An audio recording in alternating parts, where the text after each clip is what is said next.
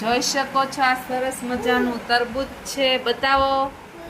ટાંટાડા 6.5 kilo છે. 6.5 kilo છે. જો સરસ મજાનું તરબૂચની મોજ છે. ઉનાળામાં તરબૂચ ખવાય, આપણી બોડી હાઇડ્રેટ રહે, કારણ કે ડિહાઇડ્રેટ થઈ જાય તો હોસ્પિટલમાં જવું પડે.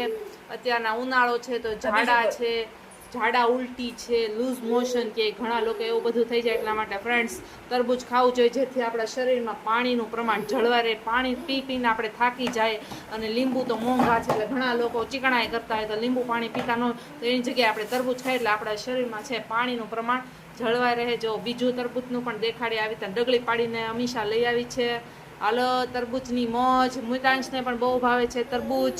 ચાલો હવે સમારી નાખીને ત્યારબાદ આપણે ખાઈ લઈએ તરબૂચ. જો અત્યારના સમારી રહી છે તરબૂચ.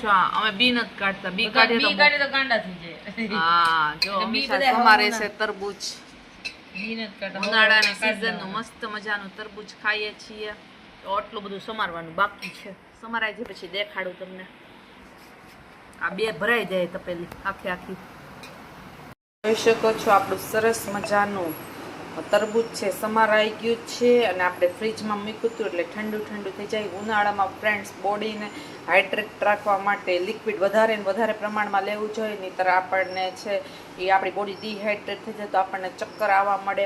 એટલા માટે ફ્રેન્ડ્સ આ બેસ્ટ ફ્રૂટ્સ છે, આ ઉનાળામાં જ આવે છે. સૌ તરબૂચ ખાઓ, પોતાની બોડીને હાઇડ્રેટ રાખો, સ્કિન પણ સારી રહે છે અને આપણી બોડીમાં પાણીનું પ્રમાણ જળવાઈ રહે છે. ફ્રેન્ડ્સ અમારે અહીંયા બહુ જ તડકો પડે છે. તમારે અહીંયા પડે છે કે નહીં? બહાર તો નીકળી શકાતું નથી, એટલો જ તડકો છે. વધારે પડતા તડકામાં રહેવાથી ઝાડા ઉલટી, તાવ એવી જેવી સમસ્યા થઈ શકે છે. એટલા માટે આ ફ્રૂટ્સ તમે ખાઓ, વધારે લિક્વિડ લો, જેથી આપણી બોડી હાઇડ્રેટ રહે અને લૂથી બચો.